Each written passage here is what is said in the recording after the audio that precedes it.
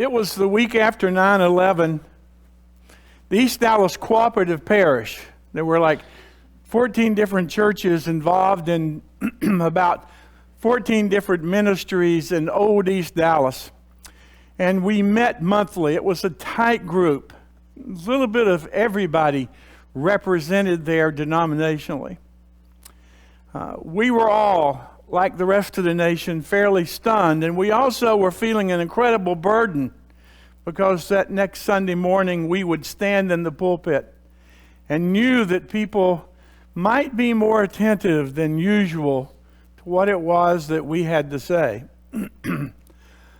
There were people who were talking about the violence itself. There were people who were talking about people that they had connections to in New York City. There were all kinds of conversations going in all kinds of ways. And the only Episcopalian in the group, the actually dean of the cathedral, broke into those conversations and said, well, I really think Sunday morning I want to spend time focusing upon the reality that I think is going to be so helpful during these days ahead. And we were all sitting there, like the old financial advisement when whoever it was speaks. So we all were listening because we still were trying to figure out what we were going to say. And then he said, I'm going to talk about the Trinity as a way to help us move forward. And we're all kind of sitting there.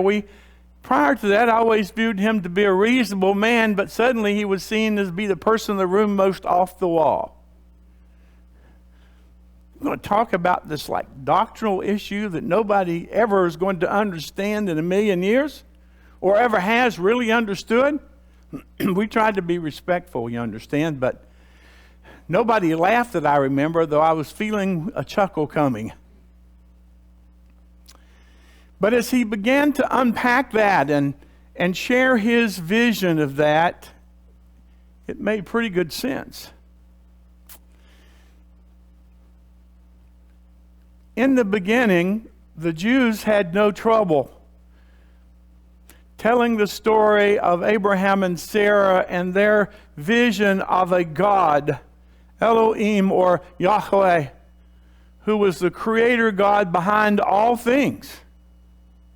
They understood that God, a God who had chosen this family by whom all the families of earth would bless themselves, a God who had stayed faithful as the people found themselves enslaved in Egypt, a God who was faithful, who delivered them out of the hands of Egypt and into a land that was described as a land flowing with milk and honey.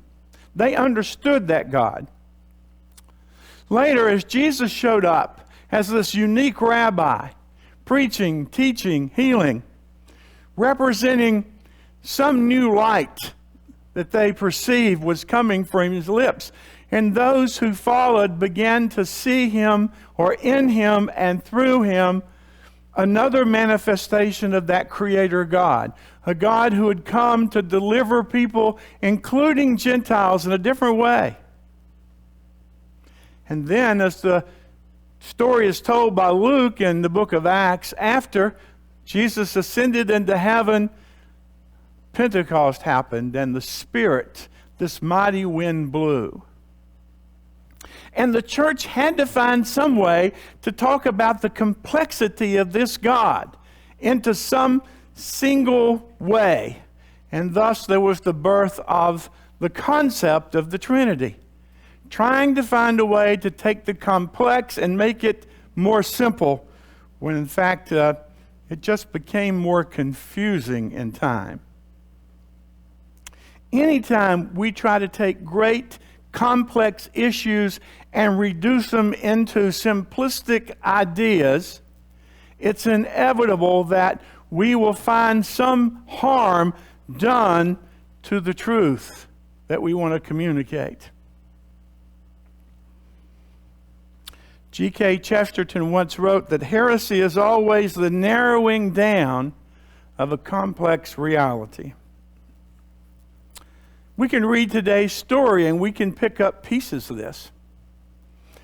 Some of you may think of David as that endearing little boy who could strum his harp and who would go out and challenge Goliath when nobody else in Judah had the nerves to do that. And you had all these stories of his early years, how he stood with King Saul bravely and led the troops in battle, befriended Saul's son Jonathan, and they were so tight. You remember those stories perhaps. And so you have this glowing view of David, who was politically astute, who found ways to unite the northern tribes and the southern tribes into one nation. But if you read it all, it's not a pretty sight. Especially late in life, David's life began more and more to unravel. More and more he lost his vision, his understanding of what he was about and what Jerusalem was supposed to be about. And the son, Absalom, began to see this. Now perhaps Absalom, who was the heir apparent, he almost was perfect for the job. Certainly as treacherous as David could be. Certainly as, well, scheming as David had been at times. He's almost perfect as a successor, except apparently he was a person with impatience. So what he decided was he didn't want to wait for David to die. It was his time to take it and take it now. And so he took an uprising, put it together, and David had to go running out of Jerusalem. Now, out there out of Jerusalem, he regathered his troops. He had trusted generals, particularly Joab. He trusted Joab like no other. Joab was the person that if you wanted anything dirty done for you, call Joab. A plan was hatched as to how they were going to go back and take Jerusalem and drive Absalom out. Now, here's the thing. For Joab, it was all boiled down to a pretty simple thing. Absalom and his troops had chosen treason. He's a general. He is no use for sitting around talking about the intricacies of that decision. It was this or that. Absalom was guilty of treason. That's what it was. Now, it was complex for David, because while David was licking his wounds, no doubt, trying to find out what's the best way to take back the power that he wasn't ready to give up yet, he was dealing with a son. And while David's life may have been a mess in terms of family matters, he still cared for Absalom. And so, when he gave orders to his generals, there was that last phrase, "But please, go get him, but please be gentle with that, my good son Absalom." In other words, do what you got to do, but take care of Absalom. Joab was the general who only saw things one way. David was a father and a ruler. So the battle took place. And, of course, with troops from David and the generals that he had and the experience, they drove the people who were in part of the uprising out and put them on the run. Somewhere in there we have this actually a kind of a humorous, it's violent, I know, yes, I know that, but you ever watch movies and while they may be violent, there's a humorous aspect in there somewhere. That's kind of what the story goes. So Absalom, in his haste and his long hair, I used to have dear souls in my home church who would say, "See, this is why you don't have long hair. You could end up dead like Absalom." That's how. Absalom's hair gets caught in the tree, but the mule doesn't stop, and there he is suspended with it hanging from his hair, which I'm sure wasn't very comfortable. Someone sees him and reports it to Joab, and Joab's really mad. Why didn't you dispatch him? The person knows better than to, go out and just take a life, because he knows that may be looked upon as treachery by David. Joab, who sees things only one way, in a simple, straightforward way, takes 3 spears, goes up, and violently thrusts them into Absalom, hanging from the tree. And then, of course, as you saw the story, tossed the body in a deep hole and covered it with rocks. Simple, straightforward. But then again, Absalom was not Joab's son. Strange how that happens. I'm concerned these days, and have been concerned for a long time about our country, but always concerned about the church. We seem to be increasingly drawn to a Joab kind of thinking, which always makes it difficult for us to engage one another in relationships. To see that we are not just this or that, but we're much more than that. To see that ideas which one group may find repulsive and another group may find unacceptable, that somewhere in there there's still a person that is a person of worth, and we are expected to live in love and build relationship.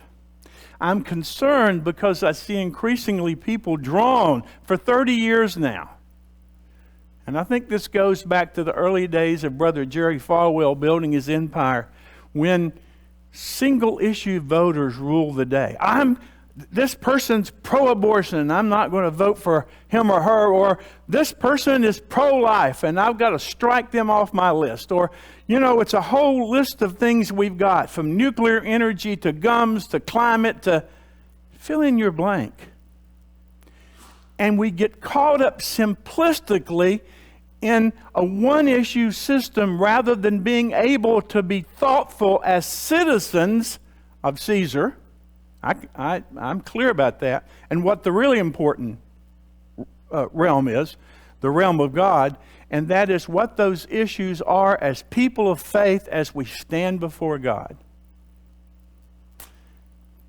I'm worried because we've lost that capacity to think about things in complex ways. The media, they're selling. So people say, blah, blah, blah, blah, blah, blah, blah. I don't really care what network you watch. They're selling. Politicians are running for office. I don't care what party it is. They're selling sound bites. We are left to have to sort through what all the issues are and how they are interwoven, and then come forth with a vision and understanding of the greater good as far as the realm of God is concerned. History's full of people who were simplifiers. Perhaps some of you didn't know, because we get so caught up in Islamophobia. Perhaps you didn't understand Muhammad's purpose in terms of trying to find a way forward in the middle of 2 great religious systems that Muhammad saw as being too complicated. Muhammad's purpose was to simplify, to get to the core of things. Sadly, he died, as all of us do, and then there were the disciples. God help us all, there's always disciples. And the conversation started, and the understandings that the disciples had were far more complicated than I think Muhammad ever imagined they might be. Simplifiers, people who think we're doing a good service by making it, quote unquote, plain as a kindergartner can see. David knew about complexity. He was living it. It was his soul, and it was his heart, and it was his sin of being pretty much absent of any kind of parenting as far as we know. There was Jesus who came along later, who was a person who was full of complexity. How does someone, a rabbi, who breaches the law, the cultic law, by eating with sinners, by glutton and wine bibbers and all those party people that you're not supposed to be around because they will make you unclean, and yet that's who Jesus spent time with. And those purists who were judging him because they saw things pretty simple and straightforward, and he didn't fit any of their categories. The empire had a trouble with Jesus because give to Caesar that which is Caesar's, to God that which is God's, but he was always viewed to be a threat to, the phony empire, Rome. And they couldn't tolerate the complexities he represented within their system, and their system was about you conquer, you control, you take their taxes. It's pretty simple. What we need to do is the hard work as people of faith of getting back to thinking and reading our text and hearing the Holy Writ and struggling with it in terms of its hermeneutic, its meaning for us today in our time, and then finding a way to truly talk to each other as if we truly respect each other in the name of God.